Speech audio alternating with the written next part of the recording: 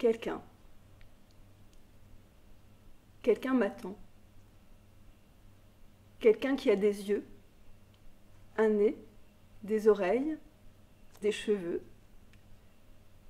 des dents, des genoux et 2 mains. Quelqu'un qui a tout ça et d'autres choses encore m'attend.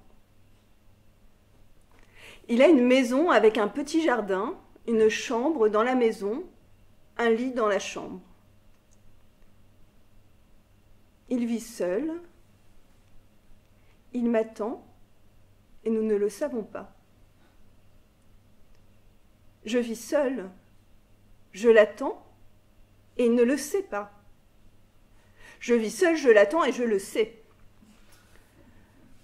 Les minutes, les heures, les jours passent, les mois, les années. Il est encore beau, il est toujours vaillant et il est tendre aussi. Des femmes sont venues dans son lit. Et il ne comprend pas pourquoi elles sont parties. Elles ont vite vu que c'est moi qui l'attendais. Elles savaient. Et lui ne savait pas. Il est bien connu que le premier concerné est toujours le dernier au courant. Les années sont devenues des dizaines d'années. Ses cheveux ont blanchi, et puis sont tombés. Ses dents ont jauni. Sa taille s'est épaissie. Des poils lui sont venus dans les oreilles et dans le nez. Il porte des lunettes pour voir de près. De loin, ça va encore, et il me reconnaîtra. Il est essoufflé quand il monte l'escalier de sa chambre, et il bande moins souvent face aux femmes dans son lit. Il les regarde longuement, de très près.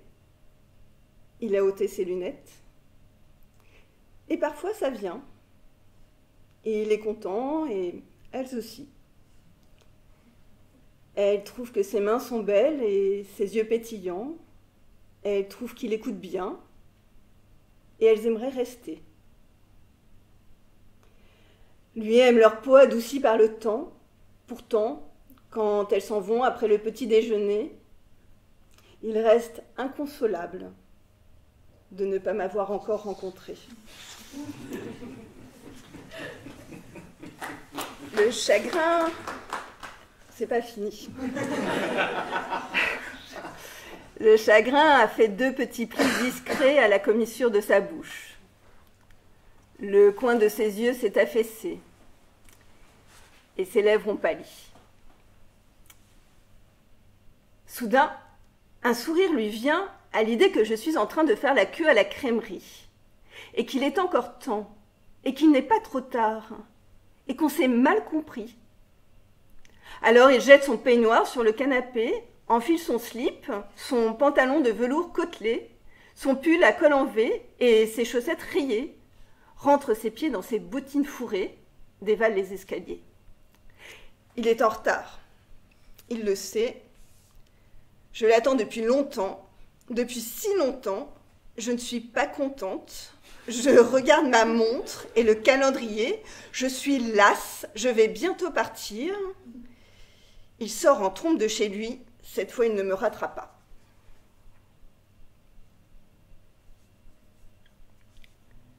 La nuit est tombée. Les rues sont désertes. Les boutiques sont fermées, leurs rideaux baissés. Les réverbères éclairent une route sinueuse. Il n'y voit pas bien et sa hanche lui fait mal. Mais il court quand même. Et moi, je le vois passer depuis la fenêtre de la cuisine. Le temps de chausser mes lunettes, d'écraser ma cigarette, je l'appelle. « Ohé, ohé !» Il ralentit. Il n'entend plus très bien. Je crie plus fort. Ma voix ne porte pas.